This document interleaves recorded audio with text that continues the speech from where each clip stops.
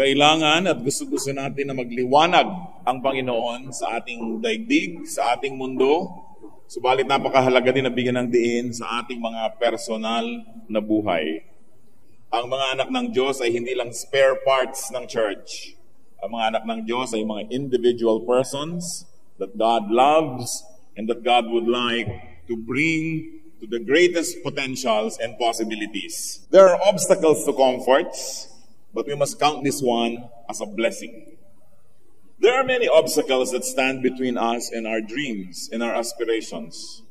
There are so many obstacles that stand between our desires and our satisfaction, between our fruitfulness and nothingness, between a meaningful and sometimes a less than meaningful life. Maraming hadlang sa buhay. Ang mga hadlang na ito ay kailangang harapin. Obstacles trivialize, minimize, slow down, stall, stop, or even reverse, endanger, and frustrate our march. What kind of march? Our march to our goals, to a full and fruitful life. Therefore, obstacles must be faced bravely and wisely. At yan po ang ating pag-aaral ngayon, sapagkat ang sabi ng Panginoon, I came that you might have life and have it to the full. That you might have it abundantly. It is important that we face obstacles. How to face obstacles in life. Paano haharapin ang mga hadlang sa ating mga pangarap, sa ating kasiyahan, sa kahulugan ng buhay. Ama namin Diyos, salamat po dahil kayo'y Diyos na nagpapaliwanag, nagtuturo, umaakay. Sa sandaling ito, humingi kami ng karunungan na magkaroon ng very personal insights and personal applications sa amin ang mensaheng pagsasalu-saluhan. Dalangin namin kayo ang maging tunay na tagapagsalita at kami na may tumanggap na parang mayamang lupa na tumatanggap ng mga binhi. Ang iyong salita nawa ay tumubo, magbunga, mamulaklak o malimuyak sa aming buhay. We pray, Father, that you may speak to lead us unto greater knowledge of you and also to a deeper and more beautiful and colorful meaning of life. Set us free. In the name of Jesus we pray. How can we face obstacles in life? Unang-una, mahalaga, identify obstacles. Ano-ano ba at dapat natin kilalanin ang mga tunay na hadlang sa kabuluhan ng buhay o sa pagiging makabuluhan, kapakipakinabang at kasiyasiya ng buhay? An obstruction is that which stands in the way. Ano mang hadlang na pumipigil sa inyo, nagpapahirap para marating nyo ang gusto nyong marating, yon ay obstacle. So an obstacle can be a person, can be a thing, can be a situation. But more often than not, an obstacle is an attitude. It's an internal, personal condition. Ang mga hadlang sa buhay natin, maaaring yan ay tao. Hinahadlangan ka ng magulang mong pakasalan halimbawa ang iyong minamahal o hadlang. Hinahadlangan ka ng taong ito na pumunta doon sa lugar na yun. O hinahadlangan ka ng iyong office mate na umasenso o ng iyong manager o ng iyong supervisor. Maraming hadlang na tao. Pwede ka rin hadlangan ng bagay. Hinahadlangan ka ng ulan na mamasyal. At pwede ka rin namang hadlangan ng mga sitwasyon katulad ng kahirapan. Poverty may hinder you from traveling around the world. So maraming hindrances. Pero kadalasan, ang mga sagabal talaga ay pangloob. Ugali, asal, paniniwala ng isang tao. So ito isang napaka-personal na kondisyon. O kaya, ang hadlang naman ay yung absence or lack of these factors. Yung pagiging wala naman ng ulan, hadlang din yun. Ikaw ay magtatanim, magsasaka ka, ayaw umulan, hadlang naman yan para ka umasenso at makapagtanim. Maraming pag binaligtad mo, hadlang din. Depende kung anong gusto mong marating sa buhay. So you better know the enemy. And for our purposes, we will label these hindrances as enemies. Enemies of our full development. May example po ng pagkilala sa mga kaaway, katulad sa Numbers 13:17-19. Noong sasakupin nila Moses ang kabilang bayan, ay nagpadala muna sila ng mga magmamanman doon. When Moses sent them, the leaders of the Israelites, to explore Canaan, he said, go up through the Negev and on into the hill country. See what the land is like, and whether the people who live there are strong or weak, few or many. What kind of land do they live in? Is it good or bad? What kind of towns do they live in? Are they unwalled or fortified? So bago sakupin ang isang bayan, alamin muna ang kanilang kalagayan. So dapat kilalanin ang kalaban. At kung ituturing natin kalaban yung mga hindrances sa ating buhay, kilalanin yon. Identify real objects from just parts of the scenery. Kung minsan naman, hindi naman talaga obstacle tong taong to, akala mo lang pala, hindi mo lang naintindihan. Yung pala ang makakatulong sa'yo kung minsan. Hindi naman pala obstacle yung ulan, o yung tag-araw, o yung taglamig. Hindi naman obstacle na mahirap ka. Yung pa pala ang pagmumulan ng iyong lakas. So kailangan, kilalanin mo muna bago mo tawagin na obstacle. Ask God to make you see obstacles clearly. Because sometimes with godly eyes and with the revelation coming from the Spirit of God, you will realize that something is a very beautiful tool and not really an obstacle. Kaya sabi sa Psalm 5:8, lead me, O Lord. Kayong manguna. Turuan niyo ako mag-isip, turuan niyo akong sumuri ng aking kalagayan. 2 Kings 6:17, and Elisha prayed, O Lord, open his eyes so he may see. Then the Lord opened the servant's eyes, and he looked and saw. In other words, mayroong mga bagay na dapat makita, pero hindi nakikita ng lahat. Ipinanalangin pa ng propeta yung katulong niyang lalaki para makita ang dapat makita at nakita nga. Kailangan natin ang tulong ng Diyos para makilala natin kung anong tunay na obstacle at ano ang hindi. Then, once you have seen the obstacles in your life, and I think by now you must be imagining, ano nga ba mga obstacles ko to be the person that I really want to be? To do the things I really want to do. To accomplish what I really want to achieve. By now, nag-iisip na tayo ano mga obstacles yan. Remove obstacles that can be removed. So you can remove persons who are obstacles to you. Yung kaninang example ko na ayaw ng nanay mo sa iyong boyfriend, hindi naman ibig sabihin itutulak mo ang nanay mo sa bangin. Because by convincing your mother, you remove her as an obstacle and you probably put her in as an ally. So you see, there are many ways to remove a person. And the most primitive is literally removing a person from the scenery. But you can make a person change his or her mind with wise and with a blessed presentation. Remove persons. Remove things. Remove situations. But very importantly, change attitudes that hinder you. Because, brother, sister, you could be your biggest obstacle. Mayroong mga tao, ang tagal-tagal nang gusto maging singer, ba't hindi kayo kumakanta? Nahihiya po ako, wala tayong magagawa kung puro kahiya ang gagawin mo sa buhay, kakamatayan mo na yan. Gusto kong maging ganun, pero baka hindi ko po magawa. Mostly, tayo po ay nalilimitahan ng mga bakod na tayo din ang naglalagay. Gustong-gusto ng isang may edad na babae na maglagay ng mga buhok na tirik-tirik. Ba't di nyo gawin? 51 na ako. Ano ngayon? Di ilagay nyo yung tirik-tirik para kayong Statue of Liberty. Magdala na rin kayo ng sulo. Diba? Kaya mo pinipigil. Kasi pinipigil ko dahil sa edad ko, dahil sa ganito ko. Gusto nyo gawin, hindi naman pinagbabawal ng Diyos. Ba't di nyo gawin? So tayo ang naglalagay ng mga hangganan ng ating mga fears, inferiority feeling, doubts, and very especially, people are not able to achieve much because they're afraid of rejection and failure. Kung aalisin po natin yung takot na mabigo, takot na hindi maunawaan ng marami, mas marami tayong magagawa sa buhay. So ano ang inyong mga limitasyon na inilagay nyo sa sarili nyo? Marami yon. Hindi ko ito magagawa kasi may asawa na ako, kasi may anak na ako, kasi ganito, kasi ganon. Sinong may sabi? Pag hindi Diyos ang may sabi, therefore, pwede niyong gawin. Yung mga tradisyon ng tao, mga nakaugalian, nakasanayan, tao lang gumawa niyan. Hindi yan kailangan maging idol in your life. So, don't waste your life. Iisa lang ang buhay nyo dito sa balat ng lupa.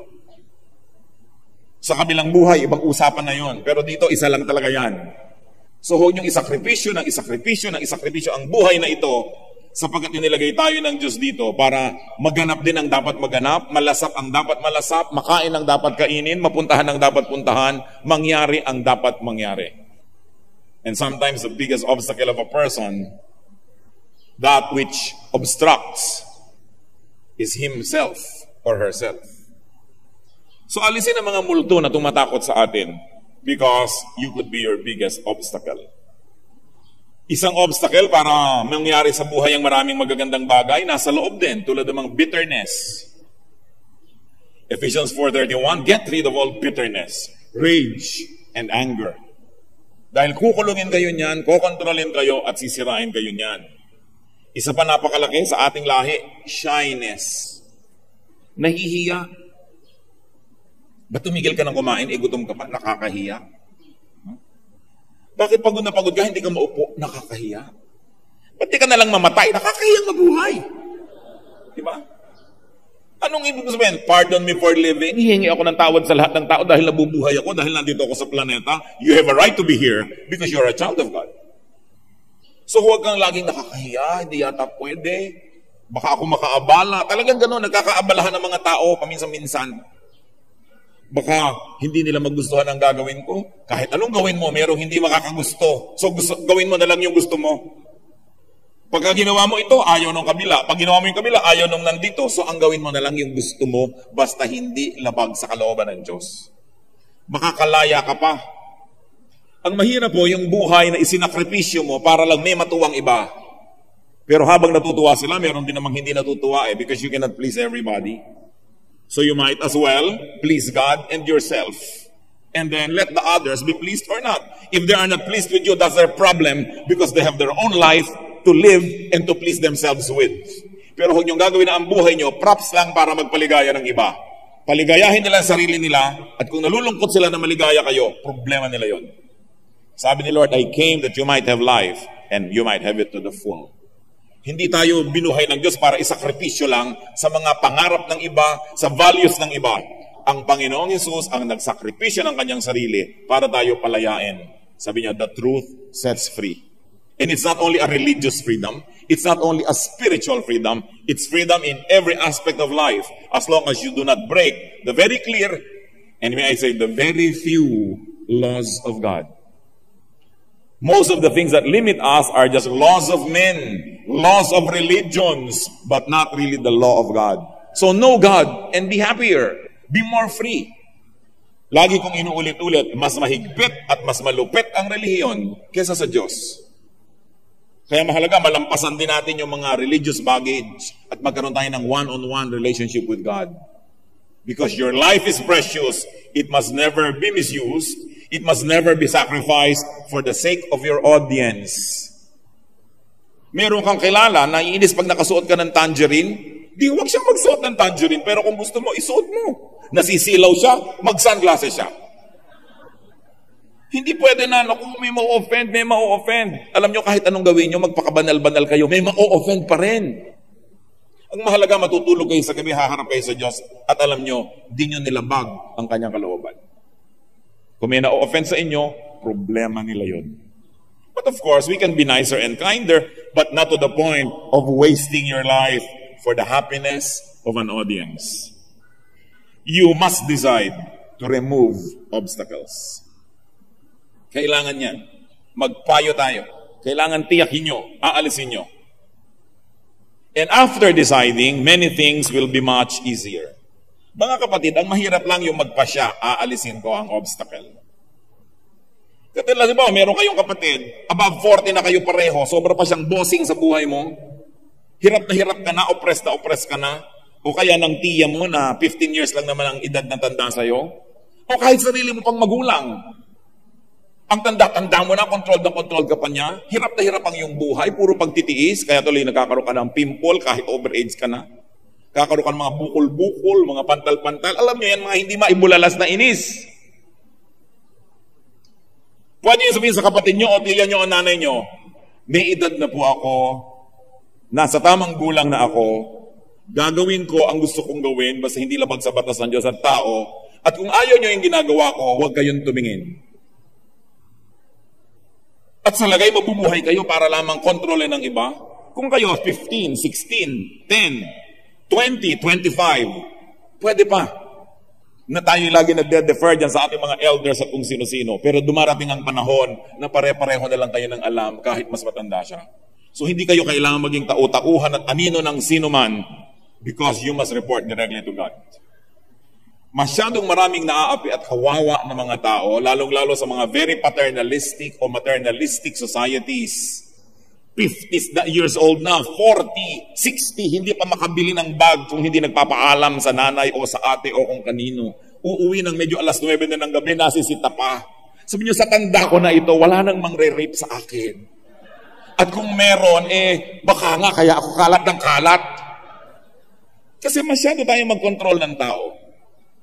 And you know, when you see the Lord Jesus at work, when you see the Lord Jesus read the Gospels, ang laki-laki ng kanyang ministry of setting people free.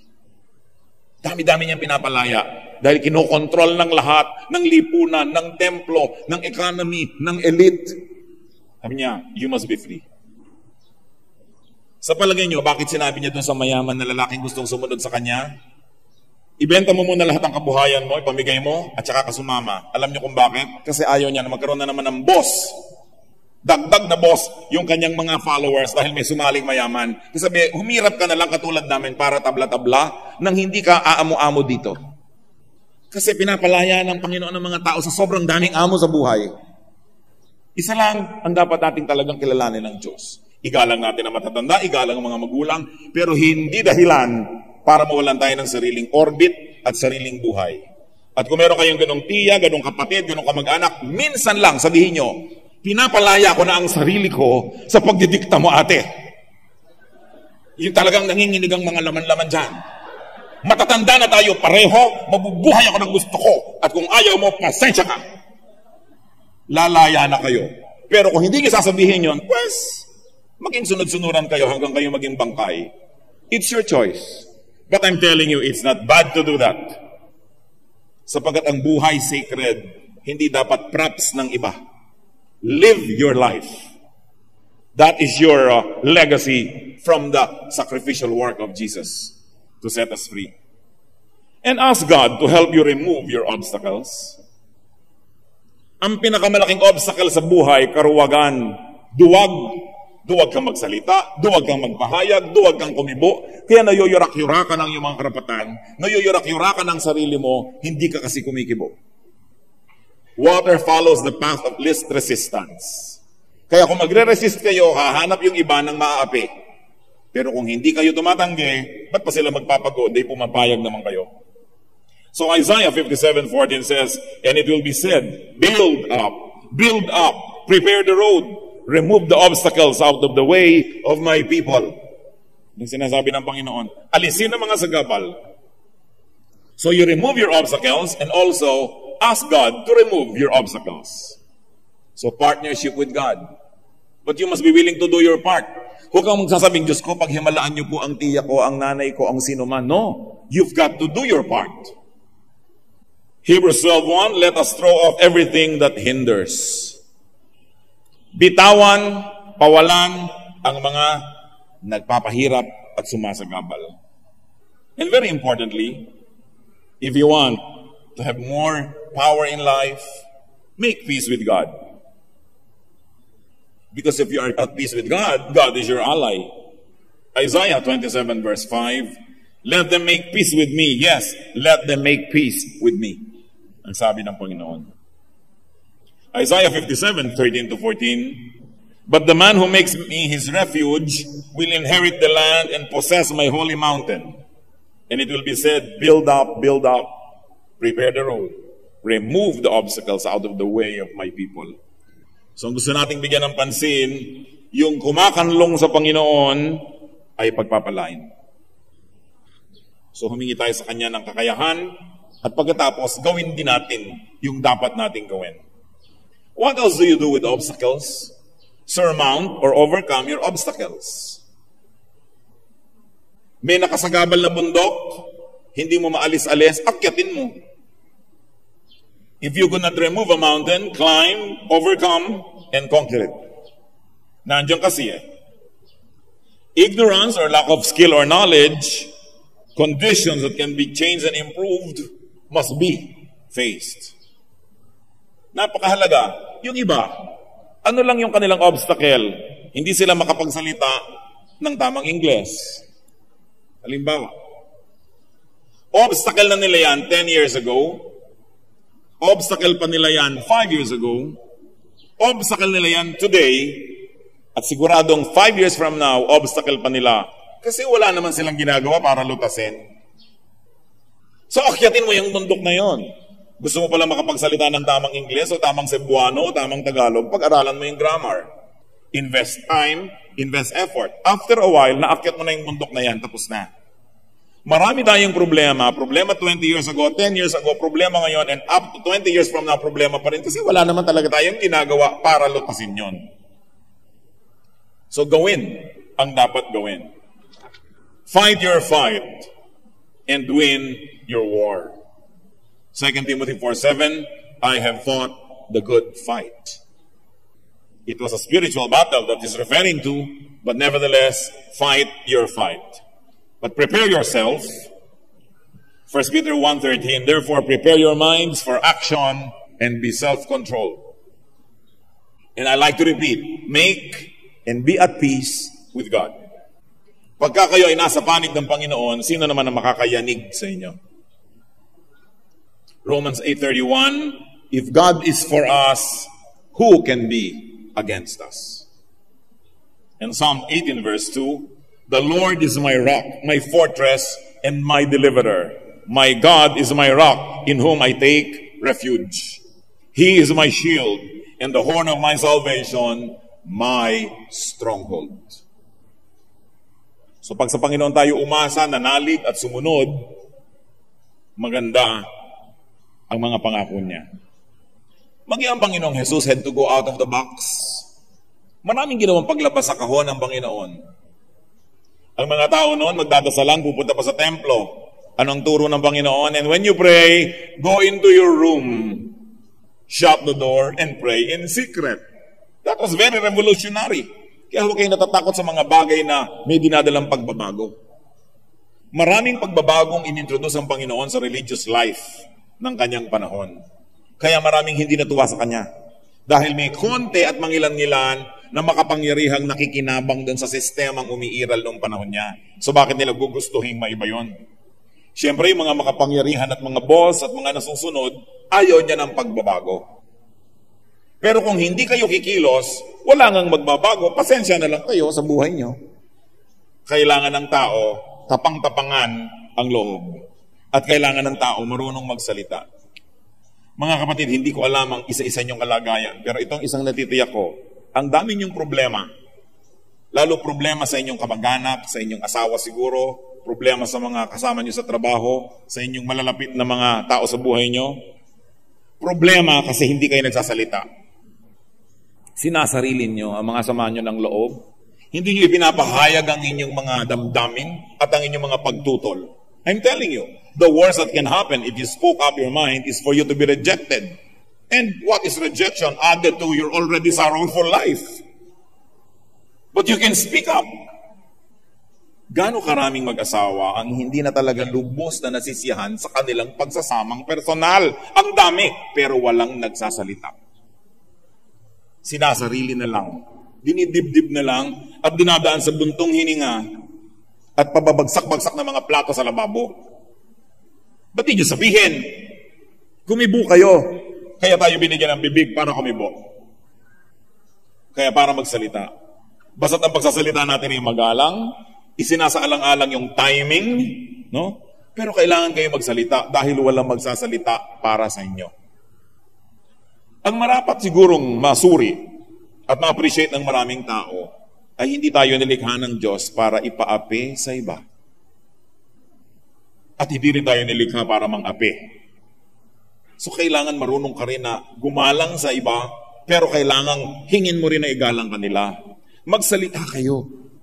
Ang dami-daming frustration ng mga Pilipino sa kanilang mga kamag-anak, hindi masabi. Magsalita kayo, magpakatapang kayo. Ba't yung iba kailangan pang maglasing para magsalita? You know ba? Why? Because we were not trained to speak our minds out. Ang bata-bata mo pa, huwag kang sasagot. Huwag kang kikibo. Hindi magandang training yan. Hayaan nyo magsalita, basta magalang. At kung sila ay under your care because you are the parent, mga anak na nagsalita, hindi sila sangayon sa inyong policy, na ipahayag nila, na ipaliwanag, hindi pa rin kayo convinced, well, the authority rests with the parents. So you say, well, I have heard your point, but still, itong gagawin natin. Pagtanda mo, ma-appreciate mo itong pinapagawa ko sa iyo. Pero pakinggan, hindi masama na magsabi ng nararamdaman. Ang nagpapasama ay yung paraan ng pagsasabi. Kung dinadaan sa dabog, o kaya nagiging hindi magalang, o kaya ay magaspang ang ating pagsasabi, yun ang hindi maganda. But we should encourage so many people to speak up. The truth sets free. Ask God to help you surmount your obstacles. Meron kayong kakausapin, meron kayong aakyatin na bundok, ask God to help you.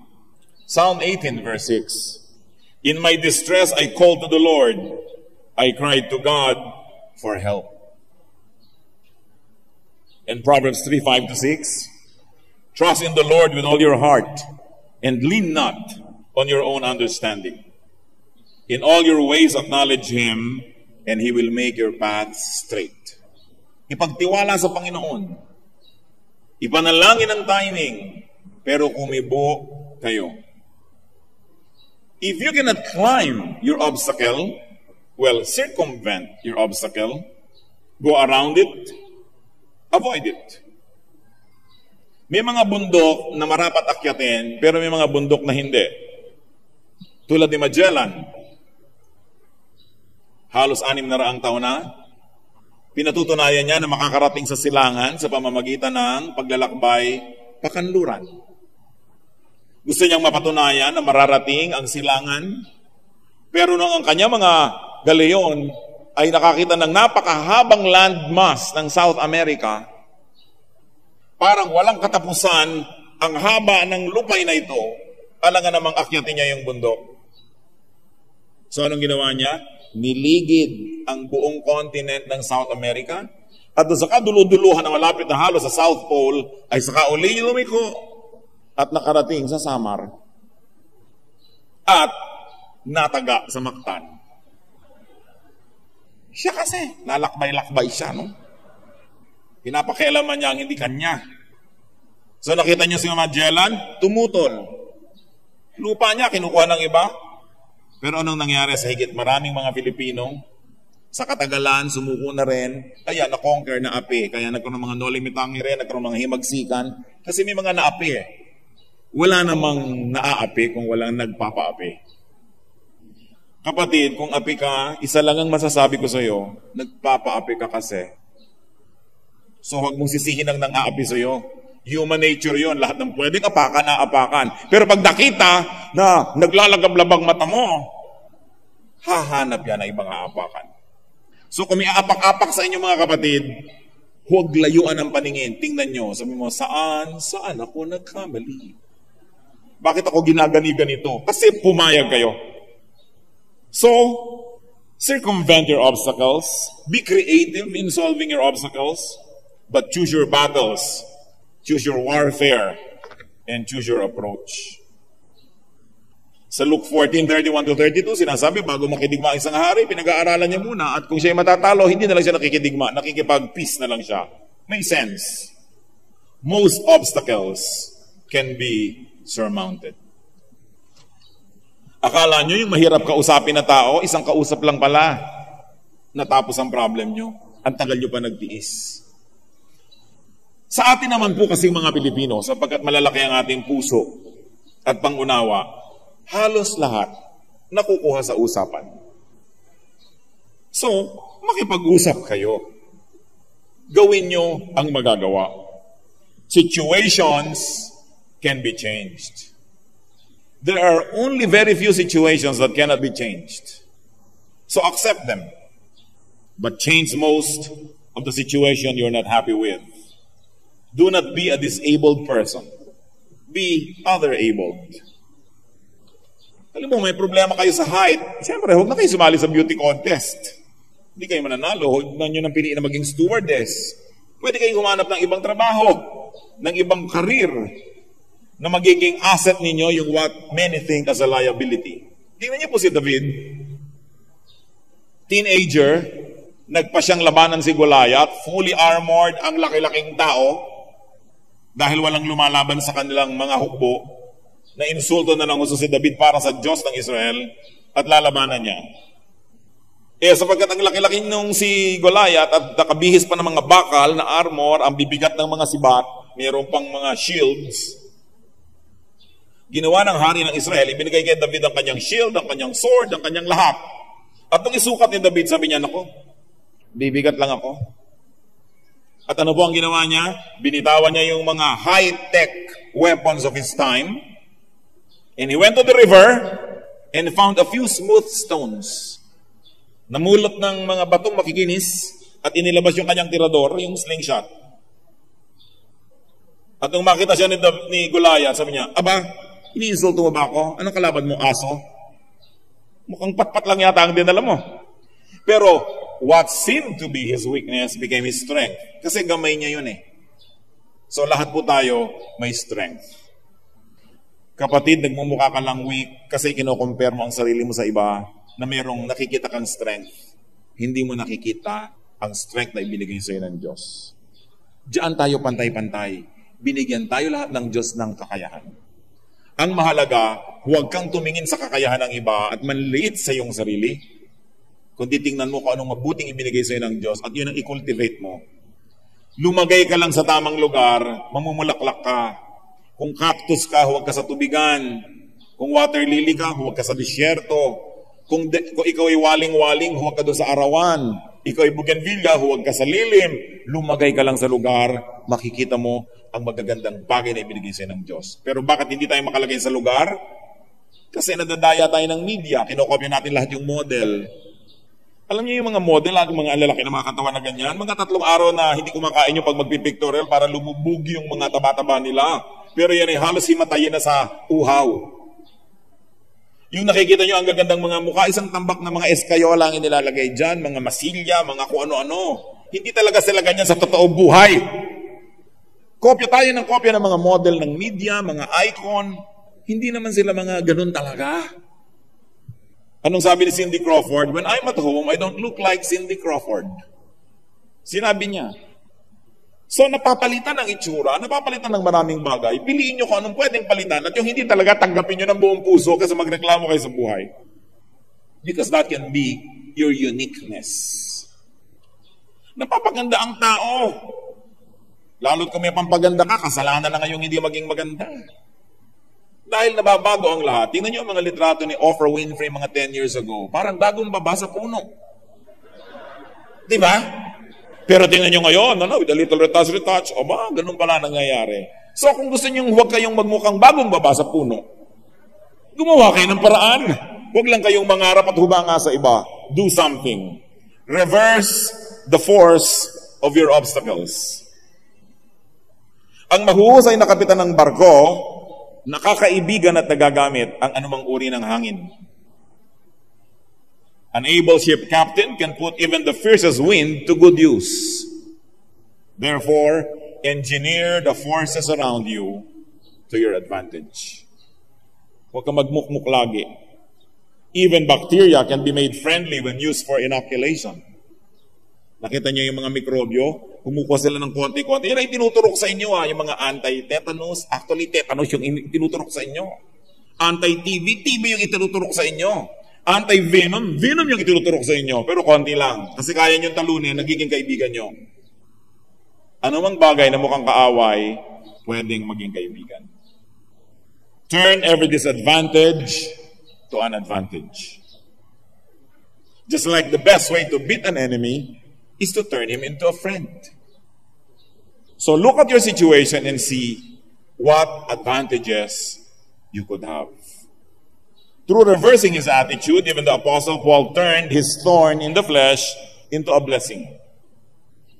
Interestingly, ito pong si Paul ay meron sinasabing thorn in the flesh. Meron siyang tinik na nakatarak sa kanyang laman na pag gumagalaw siya, masakit, nararamdaman niya. At hindi ito physical. Ibig sabihin, merong isang obstacle, isang discomfort, isang bagay na kung ilang beses na niyang idinasal sa Panginoong tanggalin, pero hindi tinanggal. 2 Corinthians 12:7-9, to keep me from becoming conceited because of the surpassing great revelations, there was given me a thorn in my flesh, a messenger of Satan, to torment me. 3 times I pleaded with the Lord to take it away from me. But he said to me, my grace is sufficient for you, for my power is made perfect in weakness. Therefore, I will boast all the more gladly about my weaknesses, so that Christ's power may rest in me.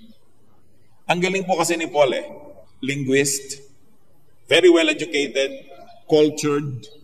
He belonged to the upper class of the society of his time. Sabi niya, tinanggap ko na itong kapintasan o discomfort or hirap na ito at inaari ko ito na inilagay ng Diyos para pigilin akong maging mayabang. Ano po ang gagawin ninyo, kapatid, kung kayo ay 6-footer? Halimbawa, 4'11 kayo ngayon o 5'2". Anong gagawin nyo kung 6-footer kayo? O, mga kababaihan, kung halimbawa kayo 36, 24, 36, ano kaya ang gagawin nyo sa buhay? Meron ba nga akong kilala, tandang peklat ang kanyang katawan? Sabi niya, alam mo, kung hindi lang pang night swimming ang kutis ko, ipaghahampasan ko ang legs ko sa 4 na sulok ng mundo. Pero wala akong magawa dahil eto to So it keeps me humble. Kung iisipin po natin na meron tayong sa tingin natin ay kakulangan o kapintasan, ano kaya ang nangyari sa atin kung wala yun doon? Kung ano kaya lahat ng gusto natin sa buhay na kamit natin, ano kayang uri ng ugali ang lalabas? So, even seeming thorns in the flesh can be read, interpreted, and used as blessings. Ang napansin ko po mga kapatid, sa tinagal-tagal na ng pakikisalamuha at pakikitungo sa isang katerbang mga tao, ang mahalaga, meron kang malusog na pagtanggap sa iyong sarili. Tinatanggap mo yung mga bahagi ng pagkatao mong hindi na mababago pa. Halimbawa, ang korte ng iyong panga, bagamat nababago-bago na rin yan ngayon, ilalagari kung anong ginagawa. No? So, pero kung talagang ganun yun at hindi ka na makakapagsalita kung lalagariin pa yun, tanggapin mo na ganun ang panga mo. Dahil marami ka pa mga ibang bagay na pwedeng ikagalak tungkol sa iyong sarili. Halimbawa, ang ganda-ganda ng iyong atay, bagamat kung lang nakakakita nun. So, alam mo, ang ganda-ganda ng atay ko, sabi ng ultrasound. Ilagay mo sa litrato mo, sa ibabaw ng piano, atay mo. Marami ka pang asset. Sasaya tayo kung matututunan nating tanggapin at mahalin kung ano tayo. Bagamat baguhin ang pwedeng baguhin, pero meron talagang hindi Talagang naubos na ang gamot sa lahat ng butika at beauty parlor, kinky pa rin yung buhok mo, tanggapin mo na. Diba? Gumawa ka na lang ng style na bagay. Kesa sa pinipilit mong tuwirin na mukha kang walis tambo. Bakit hindi mo tanggapin ang iyong sarili? Ganito ang itsura mo. Alam niyo kung sino ang magandang tao? Hindi talaga maganda. Lalaki man, babae. Sa Tagalog kasi merong magandang lalaki. So ginagamit din natin yung maganda sa lalaki. Hindi yung ganito ang itsura, ganito ang kilay, ganito ang tenga. Hindi Yung magandang tao, yung tanggap niya kung sino siya, at hindi niya ikinahihiya yun, at pinabalandra niya yung sarili niya kung saan na may confidence, hindi yabang, confidence, ang laki ng ginaganda ng ganong tao. Pero yung halos magkadapa-dapa para mag-high heels, para lang tumaas, kuminsan lalo pang sumasagwa ang kalagayan niya. Kaya, ang Diyos naman walang ginagawang pangit. Nagmumukha lang tayong pangit pag ino-compare sa ideals ng advertising. Pero, kaya mahalaga yung pananaw sa sarili. This inferiority feeling, this feeling of inadequacy. There was one very, very, very beautiful actress na nung tanungin siya kung anong insecurity niya, alam niyo sabi niya, physical pa rin yung insecurity niya. Kulang pa rin ang kanyang mga vital statistics. Nobody is ever contented. So keep improving. But while you are in this situation right now, fall in love with yourself. Hindi masama yun. Because charity begins at home. So, kailangan ipinoproject mo yung mga strong points mo at tanggapin mo that you cannot be strong in every aspect of life. Turn every weakness into a strength. Turn every liability into an asset. And very especially, you want to surmount, you want to overcome your obstacles, live in God's favor. And every curse that is released unto you can become a blessing. Nangyari na yan sa buhay nila Balaam. May nagbabayad sa kanya na sumpain ng Israel, pero dahil pinagpapala ng Diyos ang Israel, kahit niya padala ng sumpa ang dumadating sa Israel, pagpapala. Pag gusto kayong pagpalain ng Diyos, sino ang makakapigil? Kaya ang unahin, makipagmabutihan sa Diyos. And then flow with spiritual law. Make peace and live in peace with God. 1 Samuel 14:6. Nothing can hinder the Lord from saving, whether by many or by few. Walang nakakapigil sa Diyos. Gusto kanyang iligtas, konti o marami ang iyong hukbo, ililigtas kanya. Pati ang kabutihan ng lalaki sa kanyang asawang babae, may kinalaman sa malalalim na bagay. 1 Peter 3:7, Husbands, in the same way be considerate as you live with your wives, and treat them with respect as the weaker partner, and as heirs with you of the gracious gift of life, so that nothing can hinder your prayers. So sabi, mga lalaki, maging mabuti kayo sa inyong mga asawa at nang walang hadlang sa dasal nyo. Kita nyo na, baka kami sa nahahadlang-hadlangan ng mga dasal, hindi pala ganun kabuti sa asawa. May kinalaman. Kasi kung mabuti ka sa iyong asawa, natutuwa sa iyo ang Diyos, sino ngayon nangaharang sa iyong mga dasal? So lumagay sa lugar, mahalin ang dapat mahalin. And as we have already mentioned, live with what's there. Change what can be changed. Accept what cannot be changed. Napakaganda ng example ng Panginoong Jesus na siya ay nananalangin at iniisip niya ang lahat na mangyayari sa krus ng Kalbaryo. At sabi niya sa panalangin, Father, if it is possible, let this cup pass. Pass na, Father, kung okay lang sa iyo. Sabi niya. But then, not my will, but yours be done. Kung pwede lang naman, pero kung talagang hindi, tatanggapin. So baguhin ang pwedeng baguhin, tanggapin ang dapat tanggapin, papayapa ang ating loob. As long as you are trying to be someone else, not yourself, you will always have obstacles. And you cannot find fulfillment and contentment. May isa pa. Gusto nating huwag nagkakaroon ng maraming hadlang sa ating buhay. As much as possible, do not be an obstacle to others. At sinabi ko lang, as much as possible, because there are times when you cannot help it, you are an obstacle to another one, you cannot help it. Alam mo, may contest, pareho kayong lumasali, alam nga naman magpatalo ka para manalo siya. So you cannot help it. Obstacle ka talaga, then let the better person just win. But as much as possible, do not be an obstacle to others. Romans 14:13, make up your mind not to put any stumbling block or obstacle in your brother's way. And you know why this is part of our study? In removing obstacles in our lives, because Galatians 6:7 says, a man reaps what he sows. Inaani ang itinatanim. Pag laging binibigyan mo ng sagabal ang iyong kapwa, tiyak marami ring magiging sagabal sa iyong buhay. At balik na rin natin, kung marami pong sagabal sa inyong buhay ngayon, mag-aral-aral, mag-isip-isip, baka marami tayong inilalagay na sagabal sa buhay ng iba. Dahil inaani ang itinatanim. What goes around, comes around. A hindrance remains a hindrance only as much as you allow it. Dahil tulad ng bundok, pwedeng akyatin at kung hindi makyat, pwedeng iwasan at umikot ka na lang. May magagawa at magagawa. Ang mga hadlang ay nandyan dahil hinahayaan mo. Romans 16:17, I urge you, brothers, to watch out for those who cause divisions and put obstacles in your way that are contrary to the teaching you have learned. Keep away from them. So, yun daw mahilig maglagay ng mga obstacle, layuan. Alam nyo, may mga taong ganon. Huwag kayo masyadong makipaglapitan sa kanila. Yung mahilig na mangharang, mahilig na makipag-compete, mahilig na bumigo sa kapwa, stay away from them.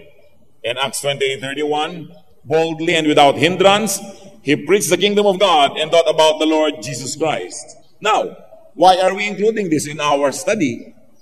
Because it is your decision not to have a hindrance. Hindi madaling ituro noon ang kingdom of God at ang Panginoong Jesus kontra sa prevailing religious winds. Pero sabi, boldly and without hindrance. Totoo ba yun? Without hindrance? Ang daming hindrances. Pero hindi tinanggap ng preacher yung hindrances. Nilampasan niya, kaya wala siyang hindrance. Ang mga hindrance nyo ngayon, mga kapatid, hindrance lang dahil pinapayagan nyo. Pwedeng lampasan. Aming Diyos, nagpapasalamat kami sapagkat kayo, Diyos, ang maibigin sa amin at gusto nyo kaming lumaya. Ipakita nyo sa amin, Panginoon, ang kalagayan namin. Kung meron kami mga kulungan, mga bakod, mga tali, na hindi naman dapat na nandun, kaya lang pinapayagan namin. Ituro mo sa amin ang makadiyos, tamang paraan upang kalagan ng aming mga sarili.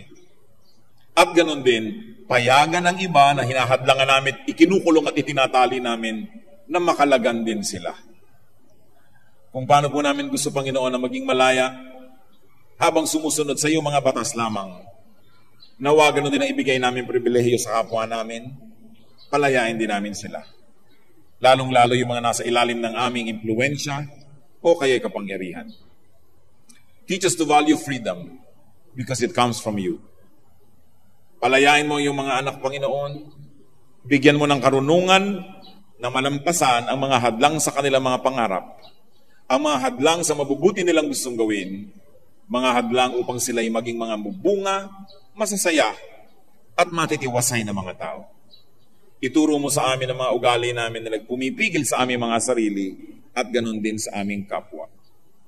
Nawa, Panginoon, higit sa lahat, ipakita mo sa amin ngayon kung meron kami mga inaapi, pinipigil, kinokontrol, gayong hindi naman kami Diyos. Teach us not only to set ourselves free, but also to let others be free. While surrendering ourselves to your moral law, teach us, O God, to enjoy life to the fullest. Magbulay-bulay tayo, mga kapatid. Hindi aksidenteng ang mga ganitong bagay ay sumasagi sa ating isipan. Ang kalooban ng Panginoon, ang bawat isa, marating ang pinakamalayong pwedeng marating. Magawa ang pinakamaraming pwedeng gawin. Maranasan ang pinakamabubuting karanasan sa buhay. But you have to be decisive. You have to set yourself free. You have to be brave. And you also have to be generous. And you must also grant freedom to other people. Magbulay-bulay tayo at makipagniig sa Espiritu ng Diyos sa ilang saglit ng katahimikan.